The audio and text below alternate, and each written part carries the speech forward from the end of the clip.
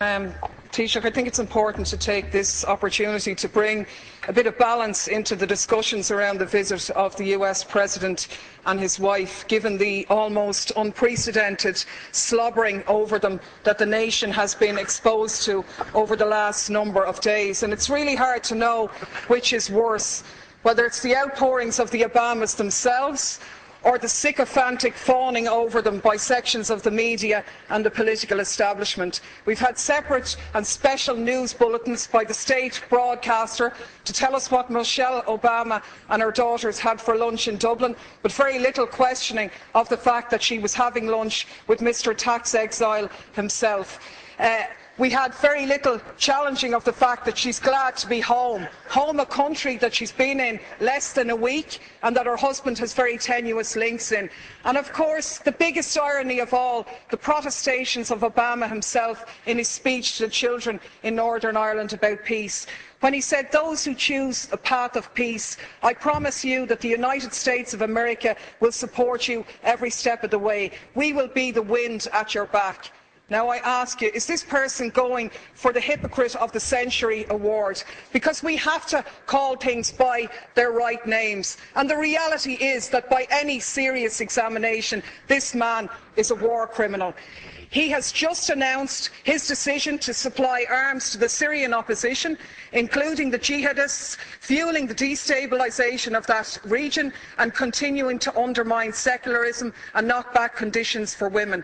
This is the man who is in essence stalling the Geneva peace talks by trying to broker enhanced leverage for the Syrian opposition by giving them arms, and to hell with the thousands more who lose their lives, or the tens of thousands more who will be displaced as this war goes on. This is the man who has facilitated a 200% increase in the use of drones, which have killed thousands of people, including hundreds of children. And you, Taoiseach, you are the one who's turned a blind eye on these activities. You've talked about the G8 being an opportunity to showcase Ireland. But is it not a reality that you have showcased us as a nation of pimps, prostituting ourselves in return for a pat on the head? To be honest with you, we were really speculating this morning whether you were going to deck the cabinet out in leprechaun hats decorated with a bit of stars and stripes to really mark abject humiliation here. So my question to you, Taoiseach, is as follows.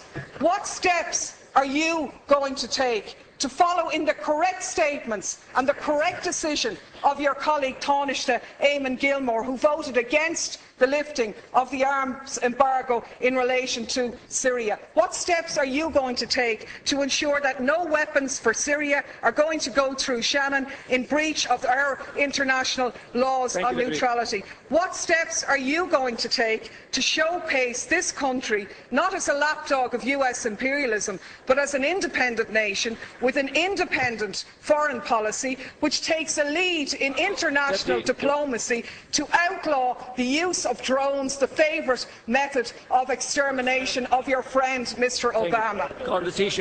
Thanks, Ceann Comhairle. Of course I said nothing about the Northern Ireland peace process, a process which everybody supports, but is not one that gives you a licence to do whatever you like anywhere else around the globe. There isn't much peace in Iraq, where 26 people lost their lives yesterday. There isn't much peace in Afghanistan. There isn't much peace in Pakistan, and there certainly isn't much peace in Syria.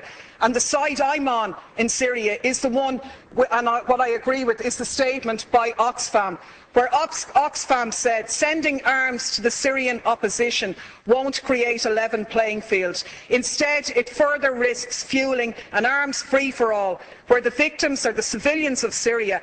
Our experience tells us that the crisis will only drag on for longer if arms are poured in. And that's in essence what the Americans have done here. I can only take from your non-answer to the question that you were asked is that you're going to take no steps to ensure that those arms will not be sent through Shannon in breach of our neutrality. You said here last week no arms ever came through Shannon. How do you know that, seeing as no investigations take place? The reality is, in 2012, 548 US planes landed in Shannon. How do you know what was on them if you haven't examined them?